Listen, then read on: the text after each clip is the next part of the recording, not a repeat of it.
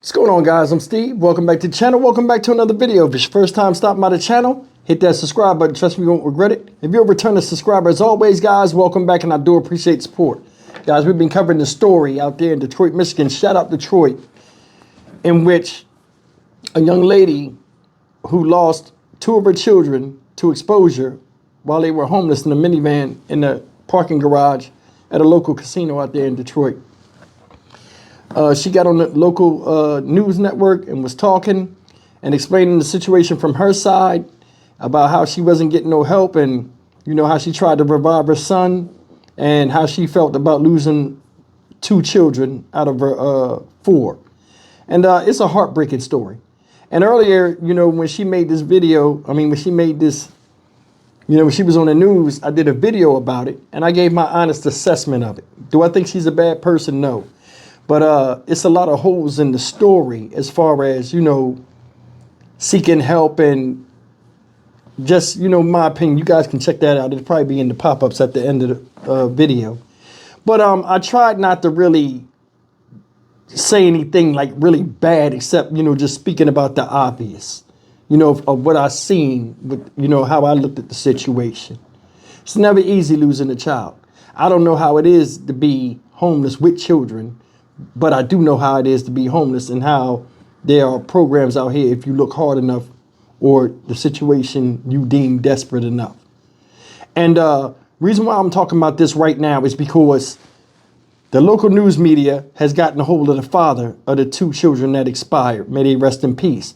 And he says a different story. So take a look at this and tell me what you think, and I'll come back and give you my opinion of the whole thing. Right now, we're going to turn to our other big story of the night. A father speaking to us tonight after learning two of his kids died from exposure to the cold in a casino parking lot.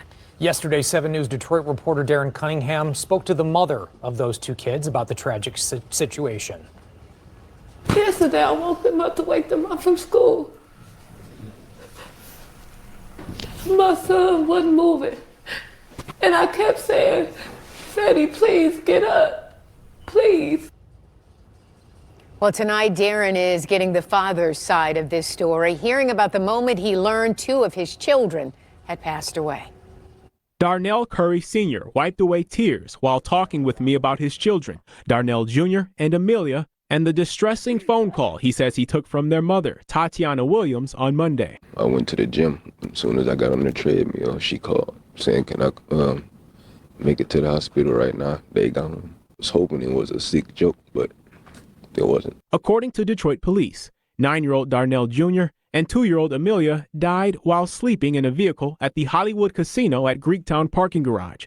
Investigators say the cause appears to be hypothermia, a tragedy stemming from homelessness. I tried. I asked for help. I asked everybody, even people out of state. But I tried. I tried to keep hotels. I tried to pay people to stay there. It wasn't working for me. People just didn't like too many kids at their house. I spoke with the children's mother Tuesday evening. She told me she's been living in her vehicle for 3 months, along with her 4 kids, her mother, and 2 teenage siblings. She says she reached out to Curry, who's the father of 3 of her children. I asked him, I said, can you get your kids for me? I said, I need help. I'm homeless. I kept a room this long. I couldn't keep it no more. They were homeless. Had Tatiana ever reached out asking to? No, she did not. All she said was, can I get them? Can I get them just to get them? And can I get them because y'all homeless? That's 2 different things. She said she had been homeless for 3 months. That's what I saw, about 3 months, but she ain't never said nothing to me. Nothing. So all them other sob stories, they can cut all that. No, she did not. Curry, who lives in Novi, says Williams never specified why she wanted to drop their kids off to him. She just asked, can I get them for a couple of days? But I told her I'm working and all that, and I'm out here. We're not close to each other, so I couldn't. But she knows all my family is right around the corner from her. Did she reach out to any of your family? No, she did not. And she knows she could have. Like we always used to do. He says the last time he held his children was a month or 2 ago, and that they typically FaceTime, moments he will miss. And there's a, police investigation into this. What is it you would like to see come of this? Obviously, nothing's going to bring back your 9-year-old and your 2-year-old. Don't even matter to me. Can't get them back, so it's whatever. Darren Cunningham, 7 News Detroit. No, you cannot get them back. Our heart aches for this family. I mean, there's so many people reaching out, trying to help. And, you know, I would just say, I mean, to anybody in our community, if your children are cold and go inside somewhere, beg for help if you can, so nothing like this ever happens again. And as I learned today, there are shelters. In those kind of situations, even if it's not ideal, shelters are your best policy at that moment. Shelters, there are churches, there are people who will take you in. And I know she said she asked for help, so we are not blaming the mother, because this is absolute heartache. But I'm speaking to anybody else out there. If you're in this situation, please go beg for help. Go knock on a church door. They will let you in before they let you stay out in the cold, and your children could possibly die. That won't happen. Please knock on a door and ask for help. Yeah, please do. All right. Okay, let me get in a position. I'm going to be honest with you. This is my assessment. This is just me listening to both of them. First thing is, I don't think they care for each other too much. And there's friction between them. Second of all, this dude said some stuff that made him look bad. Tears or not, he said some shit that made him look bad. You the father of 3 of her 4 children. You said you, like as if he didn't know they was homeless, right? But the last time you seen them or held them physically has been what? When they was what? Homeless, because they've been homeless since November. They didn't tell you, Daddy, we living out the van? Your son 9 and he ain't told you nothing? You ain't know that they was just living out the van? When you came and seen them, when the van came or you went to the van, you ain't see it look like somebody lived in it? Come on, man. Come on.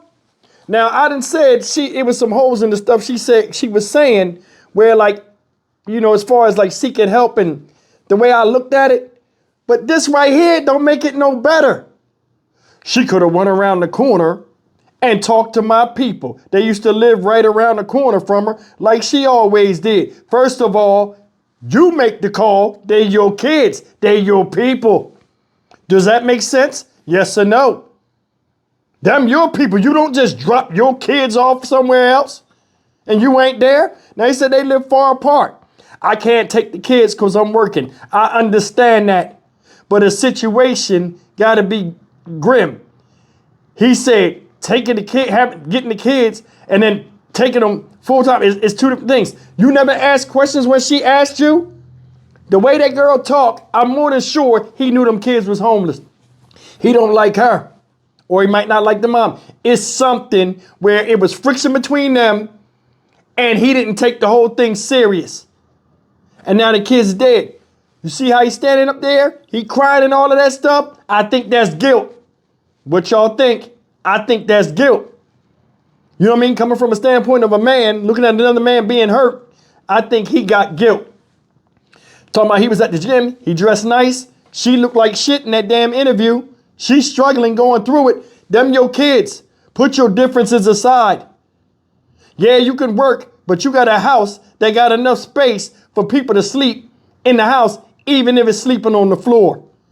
If anything, take your babies. Because then the first thing she said, she didn't want to break the family apart. He's family. Them his kids. You didn't have them by yourself. They could have went to him. The way he acted, y'all, I'm more than sure that she came and told him the problem. He said every time they talked, they FaceTime. You ain't noticed that every time you talk to them FaceTime, they was in the car?